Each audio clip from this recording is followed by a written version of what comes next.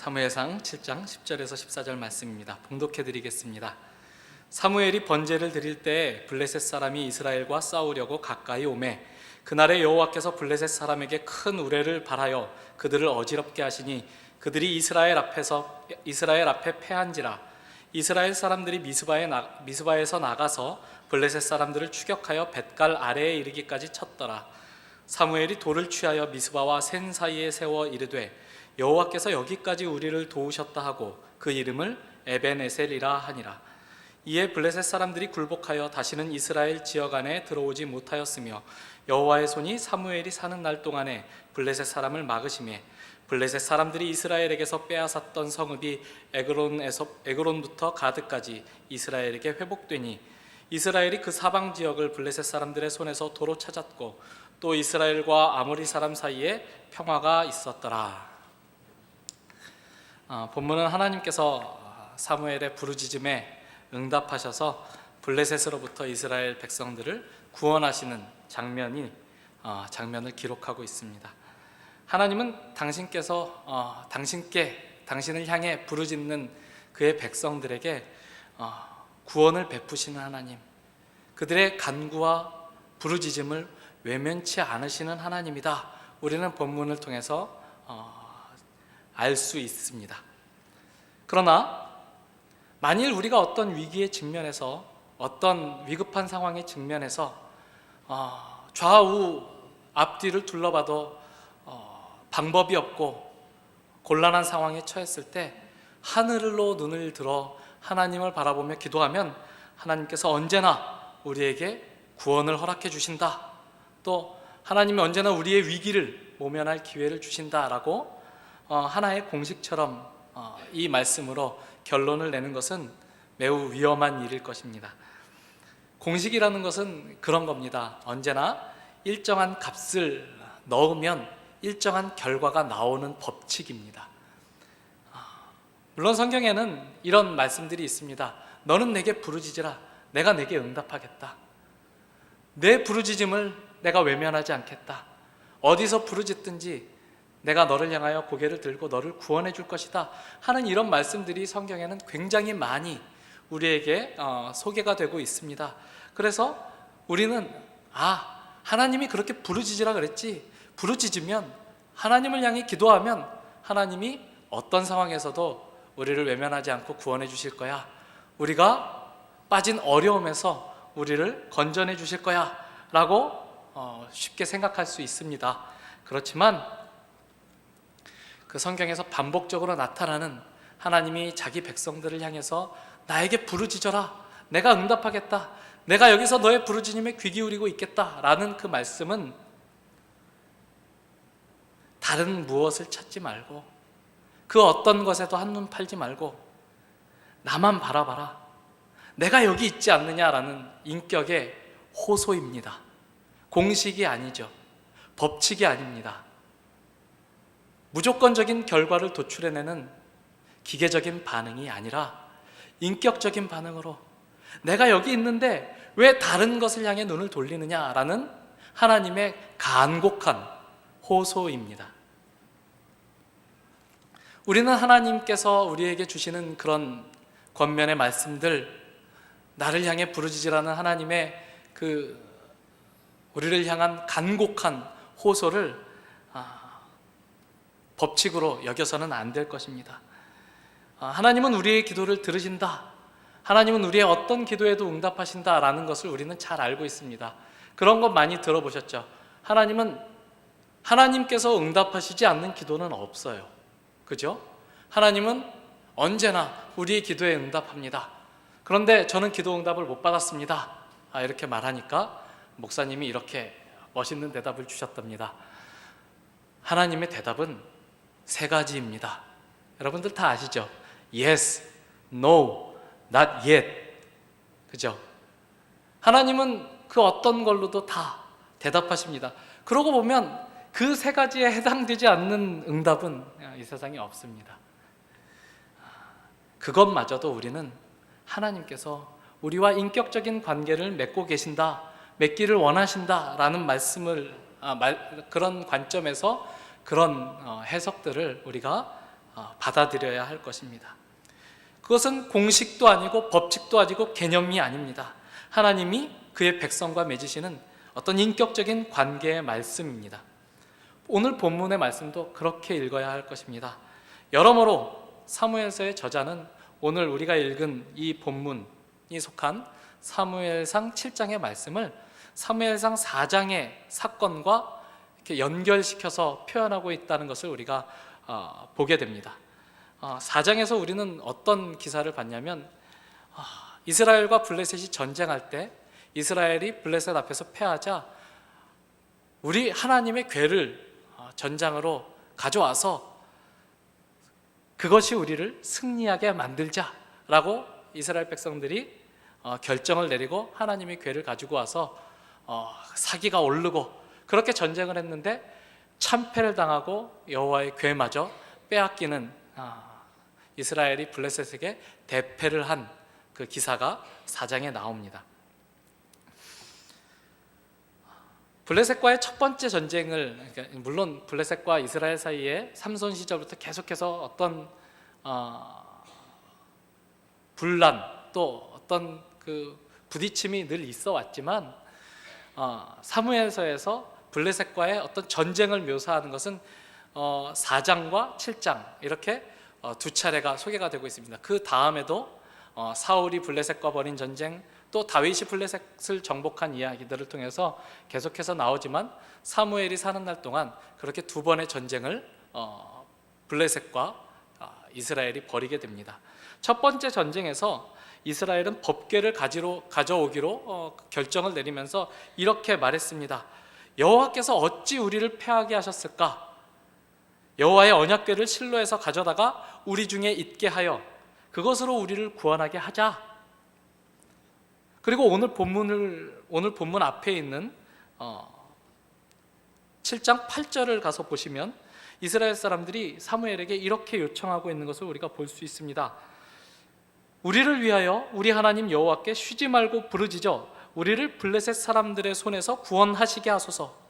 그것으로 우리를 구원하게 하자. 우리를 위하여 부르짖어 우리를 블레셋 사람의 손에서 구원하게 해주십시오. 하나님을 움직이는 것 같은 표현, 하나님을 마치 조정하는 것 같은 표현에서는 그다지 큰 차이가 없어 보입니다. 그렇지만 첫 번째 전쟁에서 그들이 내었던 말은, 그들이 했던 말은 자기들끼리 이 전쟁을 어떻게 하면 이길 수 있을까 하는 차원에서 수를 내면서 하는 말이었고, 두 번째 그들이 사무엘에게 간절히 부탁한 그 말은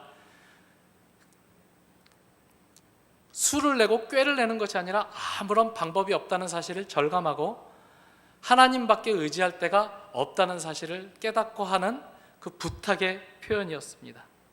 같은 듯이 다른 이 표현은 결정적으로 주어에서 차이가 나죠. 첫 번째 전쟁에서 우리가 여호와의 언약궤를 실로에서 가져다가 우리 중에 있게 하자. 우리가 그것을 가져다가 우리 가운데 있게 해서 그것으로 하여금 우리를 구원하게 하자. 철저히 내가 주어가 돼서 하나님은 피동적으로 수동적으로 만드는 표현이라고 볼 수 있겠습니다. 반면에 비슷한 표현이지만 오늘 본문 앞에 나와 있는 8절의 말씀은 우리가 사무엘에게 부탁하는 표현입니다. 당신이 우리를 위하여 여호와께 간구해 주십시오. 그래서 여호와가 우리를 블레셋 사람들의 손에서 구원하시도록 해 주십시오. 주어가 전혀 다른 표현이죠. 사실 이 두 차례에 걸친 블레셋과의 전쟁을 머릿속에서 우리가 떠올려 보면 그 전쟁이 어떤 방식으로 전개가 됐을지, 블레셋 사람들이 철병거를 가지고 철기 무기를 가지고 덤볐을 것이고 이스라엘 사람들은 물맷돌과 농기구 그리고 아주 권력이 있는 사람들만이 칼 같은 무기들을 들고 나왔을 것입니다. 전력의 차이가 분명해 보이는 전쟁. 이 전쟁에서 이스라엘의 운명을 가를 그 핵심적인 조건은 블레셋과 이스라엘의 객관적인 전력 차이가 어떻게 드러나고 있느냐일 것처럼 보입니다. 전쟁은 그런 것이죠. 객관적인 전력의 차이가 승패를 결정나게 만듭니다. 그러나 사무엘상은 이 두 전쟁을 소개하면서, 아니 사무엘상의 기록뿐 아니라 우리가 앞에서도 사사기 기록을 통해서 계속해서 살펴본 대로 하나님의 백성인 이스라엘 민족이 그 이방인들과 싸우는 전쟁에서의 그 승패의 핵심은, 승패를 결정짓는 가장 결정적인 요인은 객관적인 전력에 달려있지 않다는 것을 우리는 수없이도 확인해 봤습니다. 이스라엘의 운명을 가르는 일에 블레셋이 얼마나 많은 무기를 가졌느냐, 얼마나 그들이 우월한 철개 문화를 보유하고 있느냐, 그들이 군사적으로 얼마나 강하느냐 하는 것은 전혀 문제가 되지 않는 내용입니다. 별 영향력이 없습니다. 블레셋은 오히려 하나님과 이스라엘이 맺고 있는 관계가 어떤 모습으로 나타나고 있는지, 그 하나님과 이스라엘 백성들의 관계 맺음의 실체가 어떤 것인지를 굉장히 부각시켜서 보여주는 촉매의 역할을 하고 있습니다. 배경의 역할을 하고 있습니다. 블레셋이 강하면 강할수록, 블레셋이 힘이 세면 셀수록, 그래서 이스라엘이 도저히 이길 수 없을 것 같은 상황에 처하면 처할수록 하나님과 이스라엘이 맺는 관계가 어떤 것인지를 드러내 보여줄 뿐, 블레셋은 이 이야기 속에서 전혀 관심의 대상이 아니라는 것이죠. 본문이 포함된 사무엘서 7장의 말씀은 사무엘이 이스라엘의 지도자로서 어떤 일을 했는지를 우리에게 보여주고 있는 말씀입니다.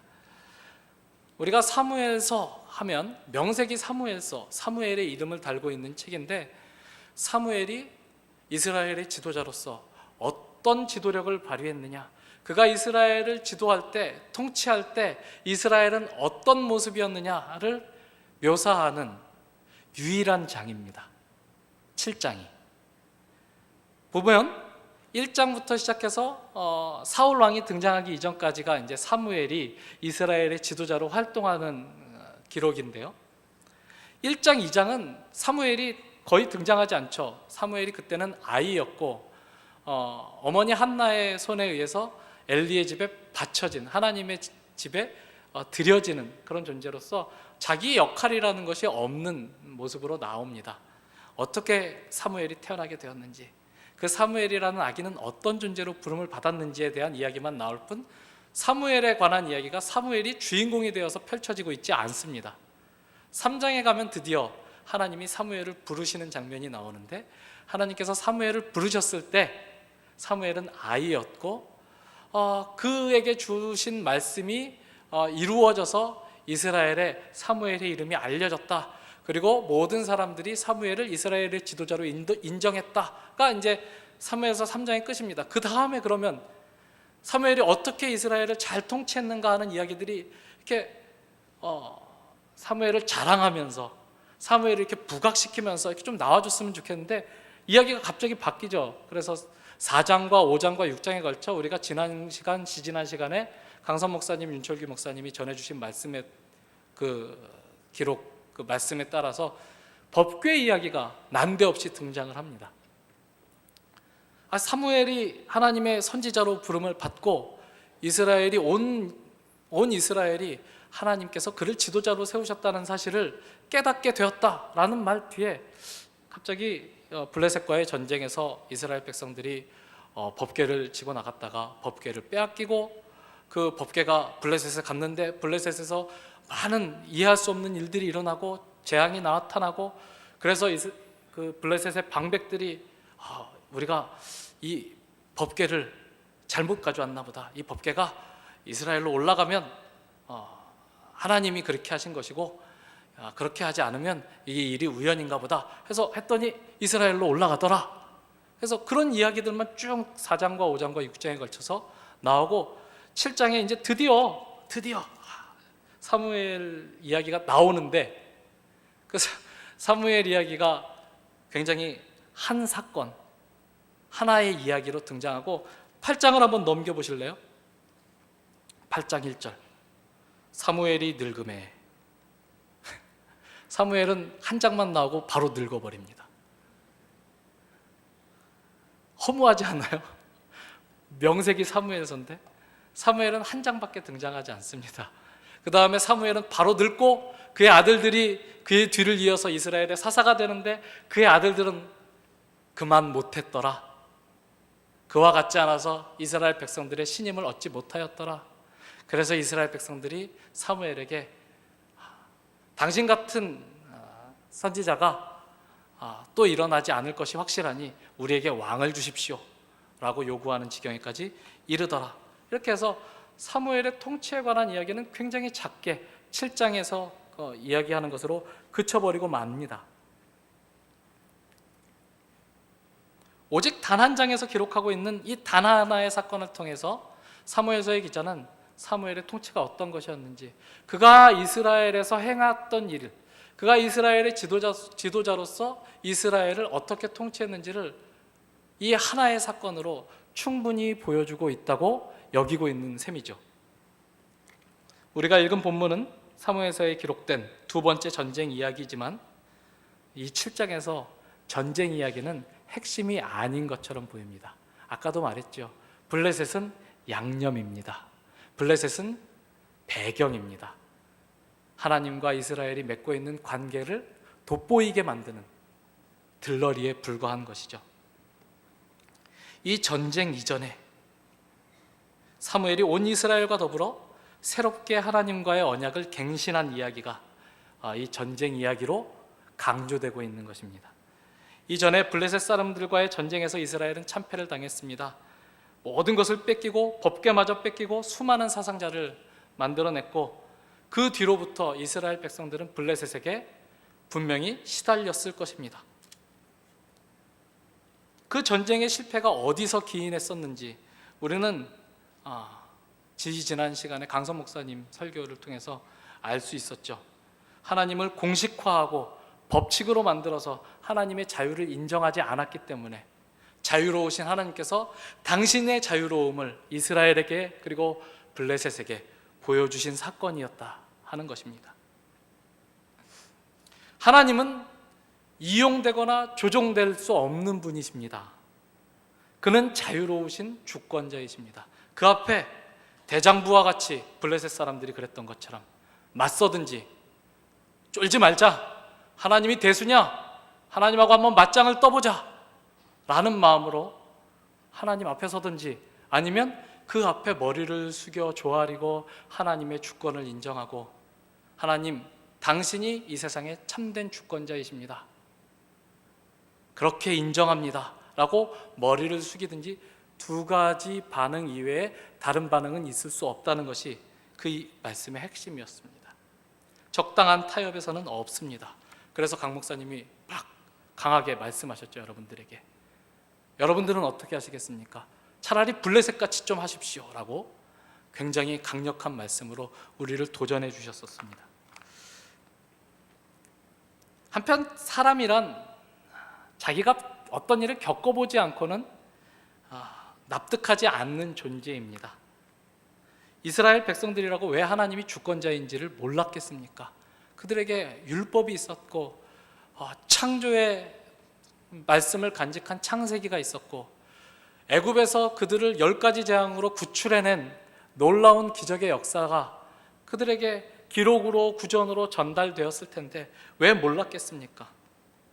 그러나 하나님께서 그 오랜 사사시대를 이스라엘로 하여금 자기 소견에 옳은 대로 살게 하셨듯이 그 기간을 허락하셨듯이 사무엘 시대의 이스라엘 백성들에게도 그들이 한번 그들의 마음대로 결정하고 또 어떤 실수를 해볼 기회를 허락하셨다는 것입니다. 그 기간이 약 20년이었다고 2절 말씀에서는 말씀하고 있습니다. 괴가 기럇 여야림에 들어간 날부터 20년 동안 오래 있은지라 이스라엘 온 족속이 여호와를 사모하니라. 드디어 이스라엘 백성들은 상한 마음으로 여호와를 사모하게 되었다고 말씀하고 있습니다.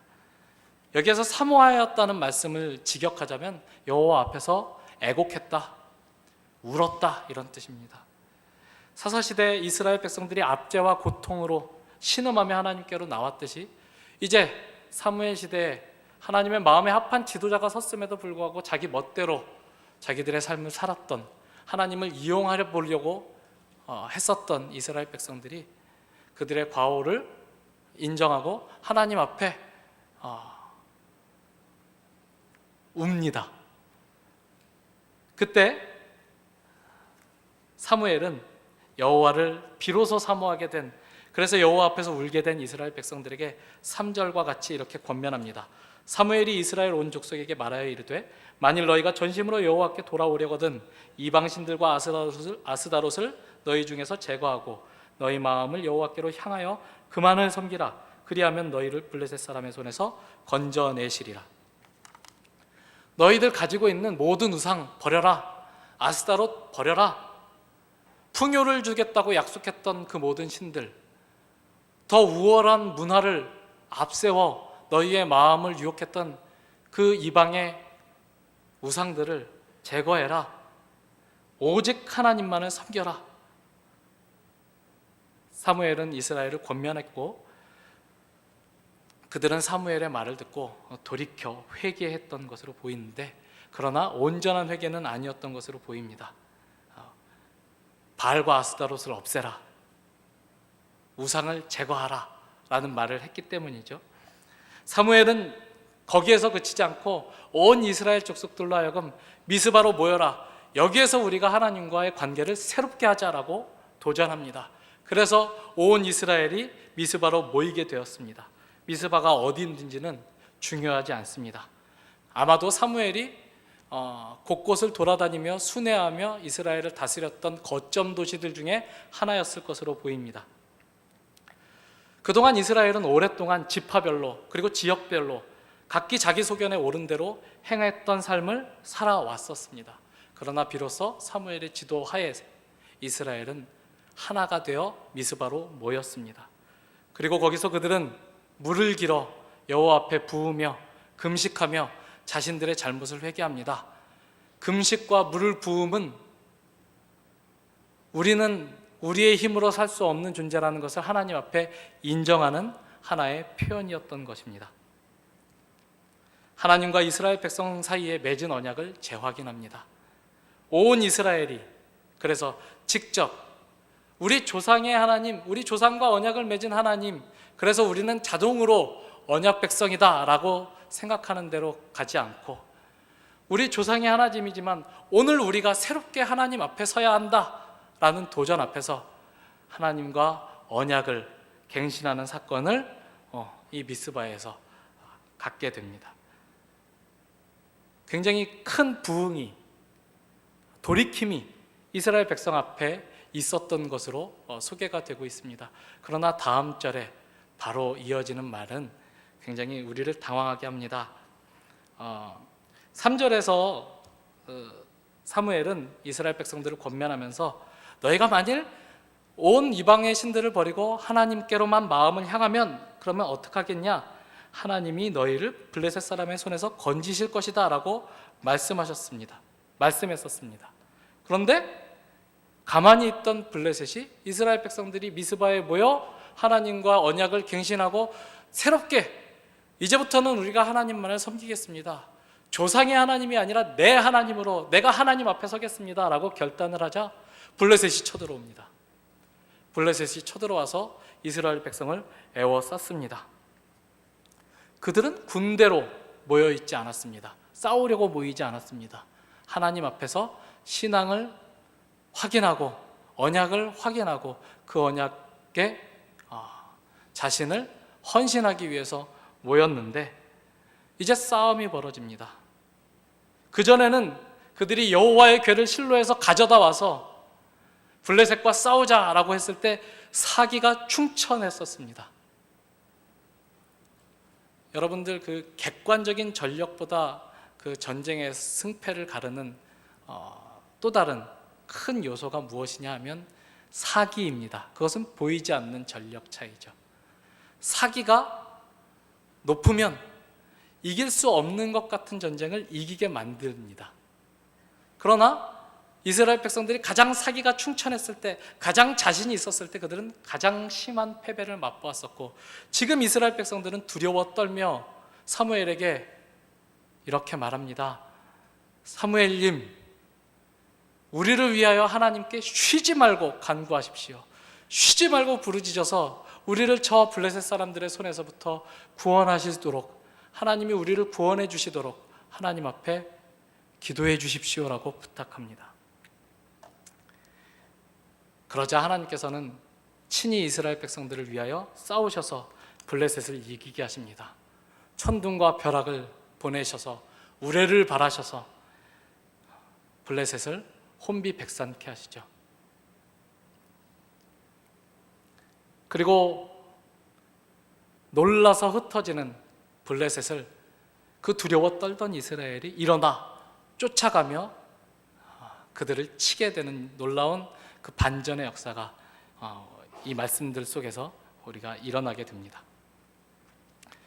그 전에 우리가 4장에서 이스라엘 백성들이 블레셋과 싸웠던 지명을 한번 확인해 보겠습니다. 4장 1절에 보시면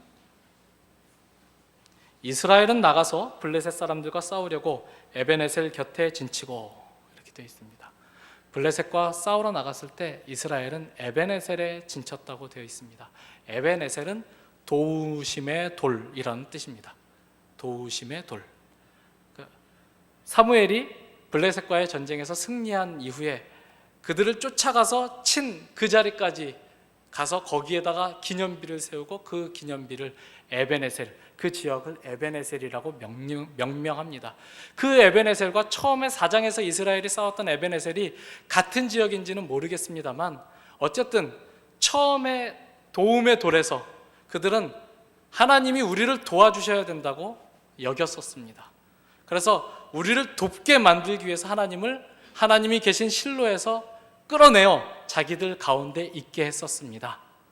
그러나 하나님은 조종당하지 않으시고 그들의 요구에 응하시지 않으시고 당신의 오르신 대로, 당신의 뜻대로, 당신의 자유와 주권대로 역사하셔서 이스라엘을 패하게 하시고 블레셋으로 친히 잡혀 들어가시고 거기서 모든 블레셋에게 하나님의 위엄과 하나님의 주권을 드러내 보이셨습니다.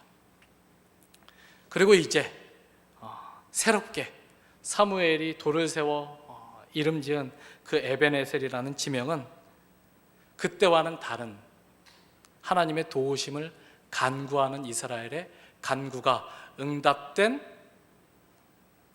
응답의 상징으로 거기 서 있습니다.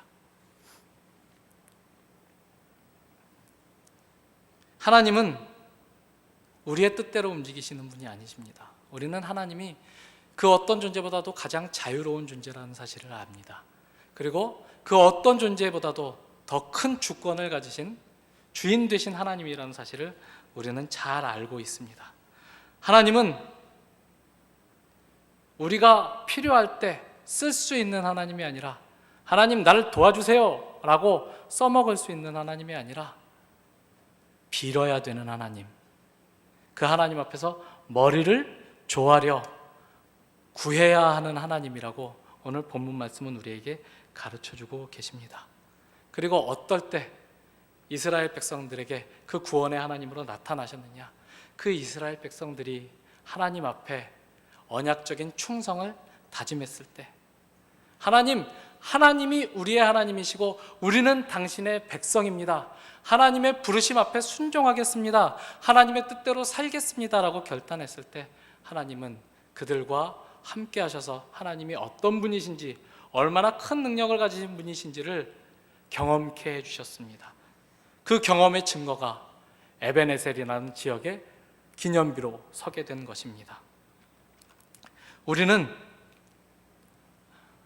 하나님이 언약적인 충성을 요구하면 왜 하나님은 우리에게 자꾸 충성을 요구하시는가? 왜 우리를 구속하려고 하시는가? 왜 우리를 써먹으려고 하시는가 하는 생각을 할 때가 참 많이 있는 것 같습니다. 그러나 하나님은 우리의 도움이 필요 없는 분이십니다. 하나님은 전능하신 분입니다.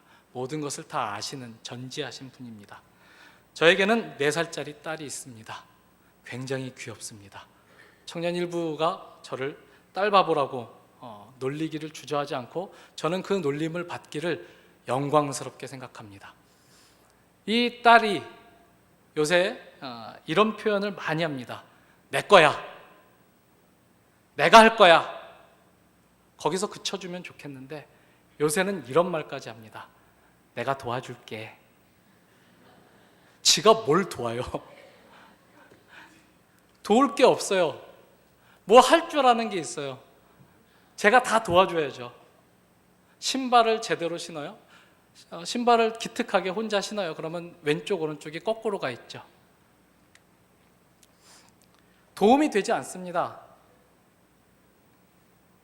제 딸과 저는 능력이 많으냐 적으냐의 차이죠. 우리와 하나님의 관계는 어떻습니까? 전능과 무능, 전지와 무지의 차이입니다.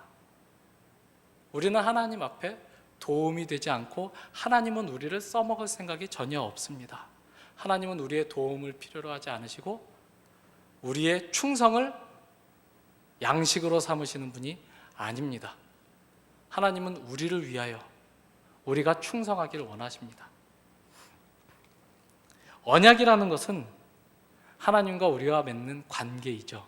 그 관계는 사랑의 관계라고 성경은 우리에게 알려주고 있습니다. 신명기 7장을 한번 보시겠습니다. 신명기 7장 6절 말씀입니다.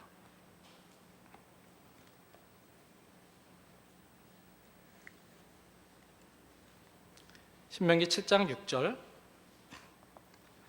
너는 여호와 네 하나님의 성민이라 내 하나님 여호와께서 지상 만민 중에서 너를 자기 기업의 백성으로 택하셨나니 여호와께서 너희를 기뻐하시고 너희를 택하심은 너희가 다른 민족보다 수요가 많기 때문이 아니니라 너희는 오히려 모든 민족 중에 가장 적으니라 너희는 나에게 도움이 되지 않는다. 나에게 도움을 주기 위해서 택한 것이 아니다를 분명히 하고 있는 것이죠. 8절에 여호와께서 다만 너희를 사랑하시므로 말미암아 또는 너희의 조상들에게 하신 맹세를 지키려 하심으로 말미암아 자기의 권능의 손으로 너희를 인도하여 내시되 너희를 그 종되었던 집에서 애굽 왕 바로의 손에서 속량하셨나니 그런즉 너는 알라 오직 내 하나님 여호와는 하나님이시요 신실하신 하나님이시라. 하나님은 우리를 써먹자고 부르신 것이 아니라 우리를 사랑하셔서 부르셨답니다. 우리의 조상들과 믿음의 조상들과 맺으신 언약을 지키기 위해서 우리를 구별하셨다고 하나님은 말씀하고 계십니다. 우리에게 조건이 있어서가 아니라 우리에게 이유가 있어서가 아니라 우리가 뭔가 하나님에게 도움이 될 만한 어떤 것이 있어서가 아니라 하나님이 우리를 사랑하셔서 우리를 부르셨답니다.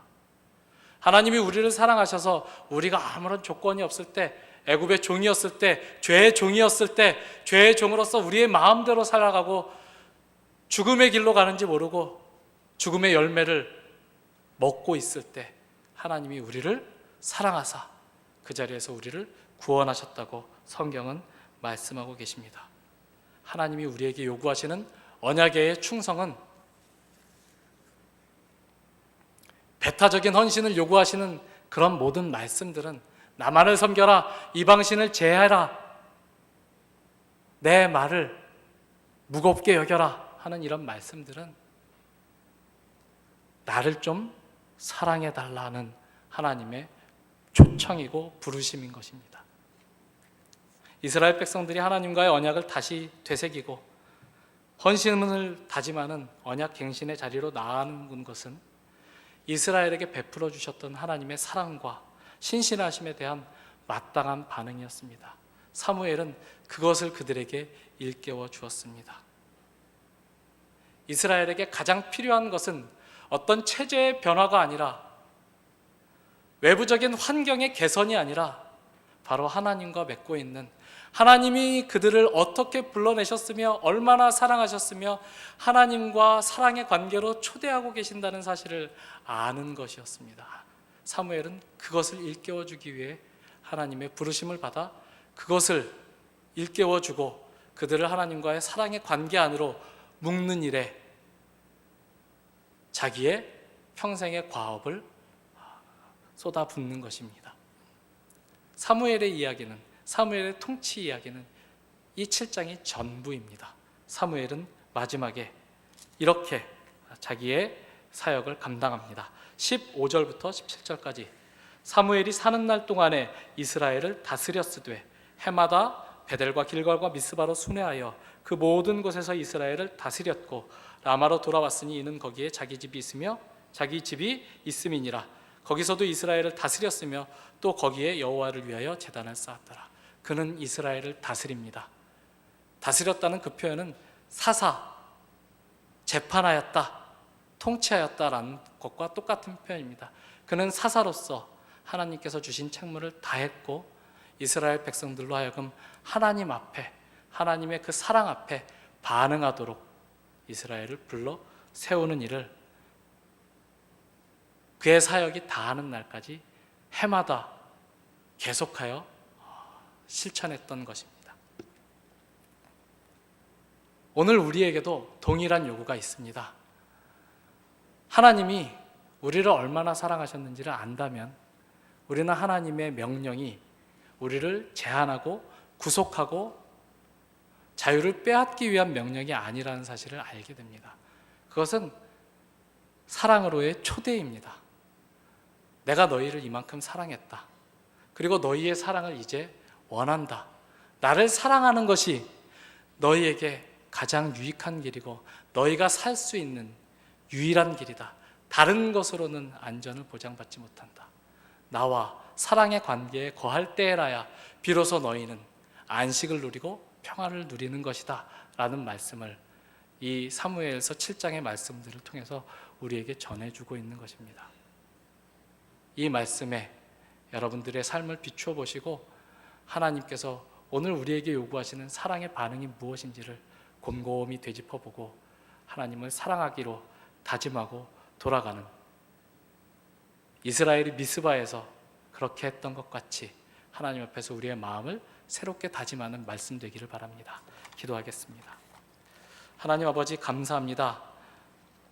우리를 먼저 사랑해 주시고 우리에게 하나님의 사랑이 어떤 것인지를 예수 그리스도를 통해 풍성히 가르쳐 주셨습니다. 하나님은 우리를 사랑하는 하나님이시며 우리도 하나님을 사랑하는 것이 우리의 참된 복임을 고백합니다.